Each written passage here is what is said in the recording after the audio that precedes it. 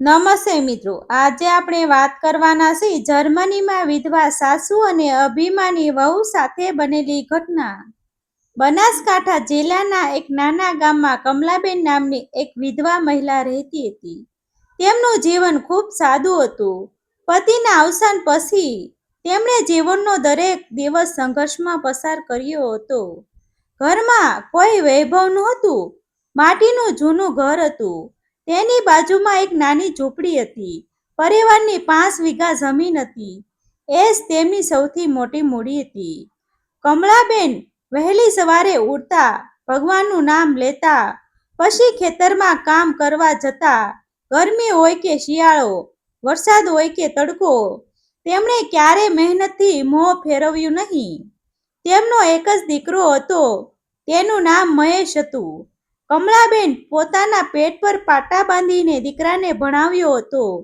ગામના લોકો કહેતા કે આ માતા એક દિવસ પોતાના દીકરાને ખૂબ આગળ વધારશે। કમળાબેન માત્ર હસીને ભગવાનનો આભાર માનતા। મહેશે અભ્યાસમાં ખૂબ મહેનત કરી।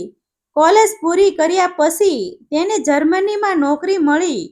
આખું ગામ ખુશ થયું। કમળાબેનની આંખોમાં ખુશીના આંસુ આવી ગયા।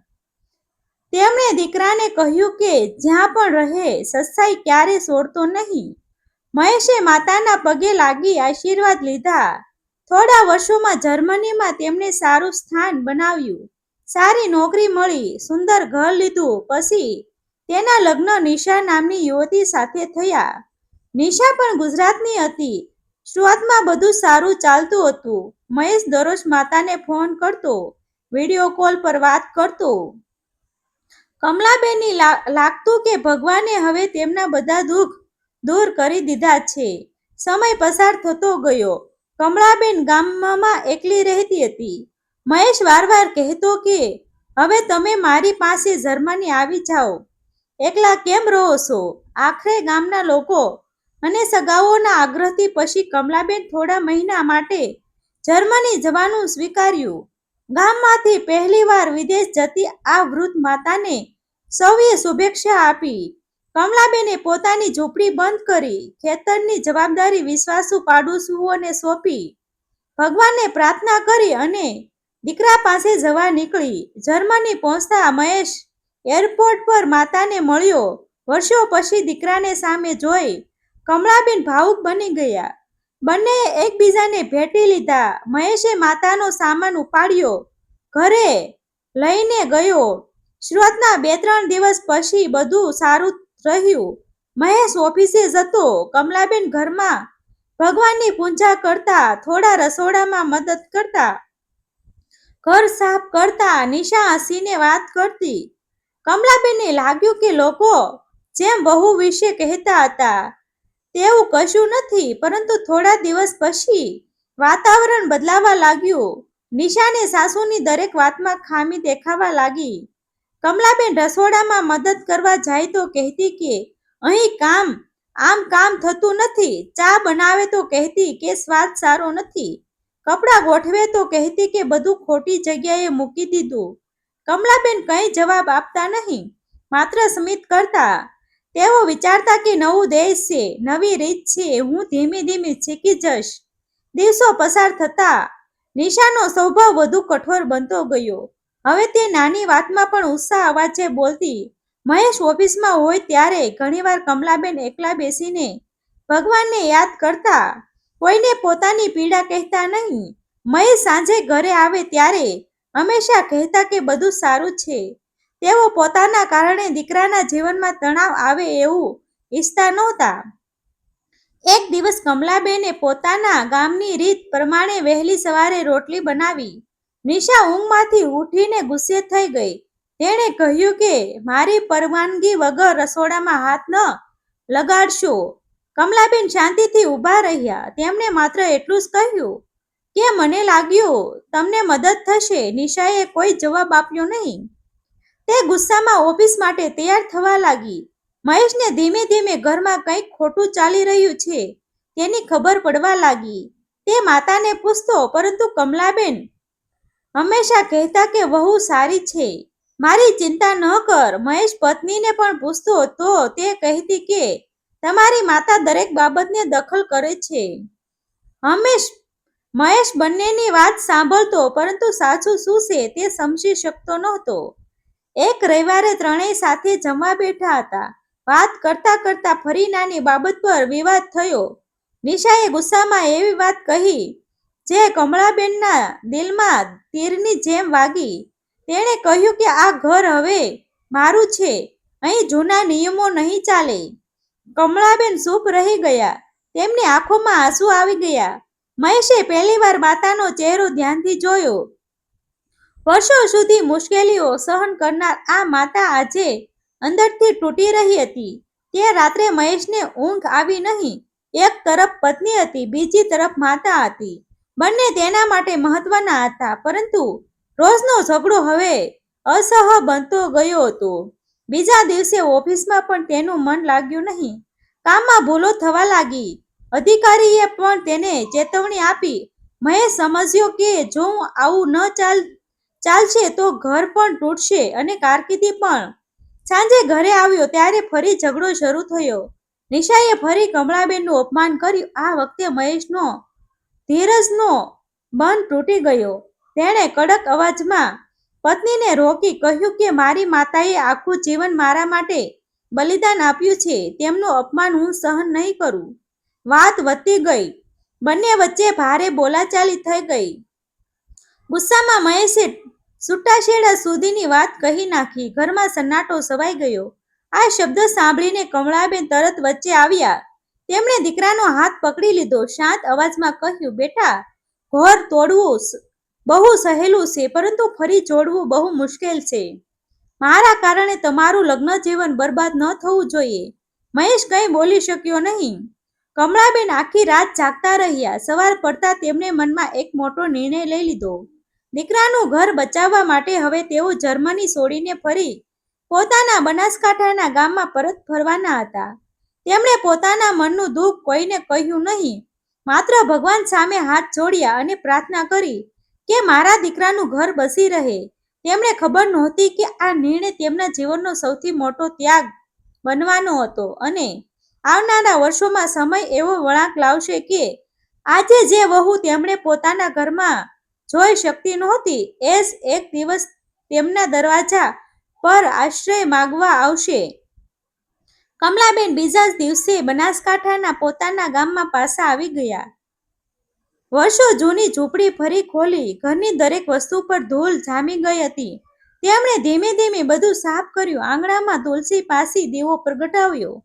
ભગવાનને પ્રણામ કર્યા. બીજા દિવસથી ફરી પોતાના 5 વીઘા ખેતરમાં મહેનત શરૂ કરી.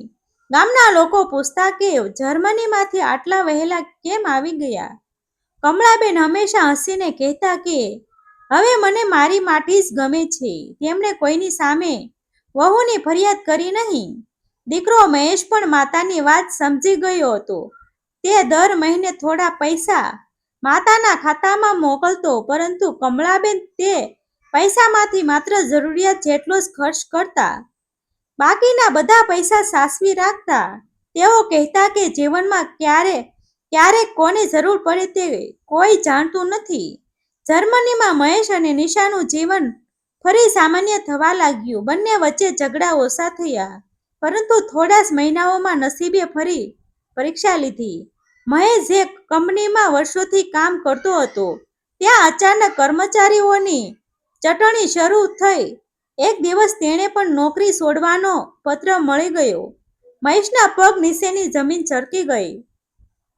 નવી નોકરી શોધવા માટે તેણે ખૂબ પ્રયત્ન કર્યા. ઘણી જગ્યાએ અરજી કરી, અનેક ઇન્ટરવ્યૂ આપ્યા, પરંતુ સફળતા મળી નહીં. થોડા મહિનામાં બચત પણ ઓછી થવા લાગી. ઘરના ખર્ચા વધતા ગયા. ભાડું ભરવું મુશ્કેલ બન્યું. ઘણી વખત બંનેએ ખર્ચ બચાવવા એક જ વખત જમવાનું પસંદ કર્યું. નિશાને હવે સમજાતું હતું કે સુખનો સમય હંમેશા રહેતો નથી. એક સાંજે નિશા શાંતિથી બેસી હતી. તેની આંખોમાં આંસુ હતા. તેણે મહેશને ધીમા અવાજે કહ્યું કે મેં તમારી માતા સાથે ખૂબ ખોટું કર્યું હતું. જો આજે તેઓ અહીં હોત તો કદાચ આપણને હિંમત આપત. મહેશે કોઈ જવાબ આપ્યો નહીં. તેની આંખોમાં પણ ભીની થઈ ગઈ.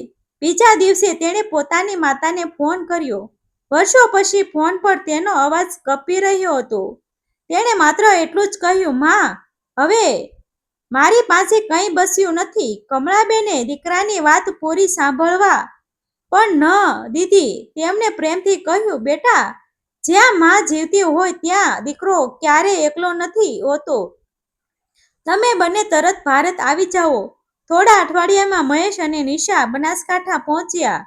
બસ સ્ટેશન પર કમળાબેન પોતે તેમને લેવા આવ્યા હતા. દીકરાને જોઈ તેઓ ખુશ થઈ ગયા. નિશા તેમની સામે ઊભી રહી શકી નહીં. તે રડી પડી. તેણે કમળાબેનના પગ પકડી લીધા. ધ્રુસતા અવાજે કહ્યું, માં, મને માફ કરી દો. મેં તમને સમજ્યા વગર દુઃખ આપ્યું. કમળાબેને તરત તેની ઊભી કરી તેના માથા પર હાથ ફેરવ્યો. તેમણે કહ્યું, દીકરી, ઘરનો સંબંધ માફીથી ટકે છે, મનમાં વેર રાખવાથી નહીં. આ શબ્દ સાંભળીને ત્રણેયની આંખોમાં આંસુ આવી ગયા. બીજા જ દિવસથી કમળાબેને મહેશને ખેતરમાં સાથે લઈ જવાનું શરૂ કર્યું. 5 વીઘા જમીનમાં જીરું, એરડા અને બાજરીનો પાક ઊભો હતો. કમળાબેને વર્ષો પછી ચાસવેલા પૈસા પણ દીકરાના હાથમાં મૂક્યા. મહેશ આશ્ચર્યમાં પડી ગયો. તેણે પૂછ્યું, માં, આટલા બધા પૈસા ક્યાંથી આવ્યા?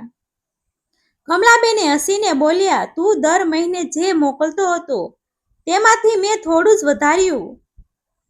બાકીનો બધો જ તારા માટે સાચવી રાખ્યો. મને ખબર હતી કે એક જ દિવસ આ પૈસા તને કામ આવશે. મહેશ પાસે કોઈ શબ્દ નહોતા. તેણે માતાને ભેટી લીધા. તેને સમજાઈ ગયું કે માતાનો પ્રેમ દુનિયાથી સૌથી મોટી સંપત્તિ છે. સમય ધીમે ધીમે બદલાવા લાગ્યો. મહેશ ખેતી સાથે નવા કામની શોધ પણ કરતો રહ્યો. નિશા પણ હવે કમળાબેનની સાથે ઘરકામ અને ખેતરના કામમાં મદદ કરતી. બંને વચ્ચે માતા અને દીકરો જેવો પ્રેમ ઊભો થયો. થોડા મહિનાઓ પછી મહેશને ફરી એક સારી કંપનીમાં નોકરીની ઓફર મળી. આ વખતે તેણે જીવનનો સૌથી મોટો નિર્ણય લીધો. તેણે કહ્યું કે હવે હું જ્યાં રહીશ ત્યાં મારી માતા પણ મારી સાથે રહેશે. પૈસા ફરી કમાઈ શકાય છે, પરંતુ માતાનો પ્રેમ ફરી મળતો નથી. નિશાએ પણ આ નિર્ણયને ખુશીથી સ્વીકારી લીધો. ગામના લોકો આજે પણ કમળાબેનની વાત કરે છે. તેઓ કહે છે કે સાચી માતા એ જ હોય છે જે પોતાના દુઃખને છુપાવીને સંતાનોનું સુખ પસંદ કરે છે. કમળાબેને ક્યારેય બદલો લીધો નહીં. તેમણે માત્ર પ્રેમ આપ્યો. અંતે એ જ પ્રેમે તૂટતા પરિવારને ફરી એક કરી દીધો. જીવનમાં અભિમાન થોડા સમય માટે જીતતું દેખાય છે, પરંતુ અંતે જીત હંમેશા પ્રેમ, માફી અને સંસ્કારોથી જ થાય છે. ડિસ્ક્લેમર: આ સ્ટોરી માત્ર મનોરંજન અને સામાજિક જાગૃતિના હેતુથી સત્ય ઘટનાઓથી પ્રેરિત કાલ્પનિક રજૂઆત છે. તેનો કોઈ વ્યક્તિ, પરિવાર અથવા ઘટનાને બદનામ કરવાનો કે દુભાવવાનો હેતુ નથી. આભાર મિત્રો. ગમે તો શેર કરી દેજો.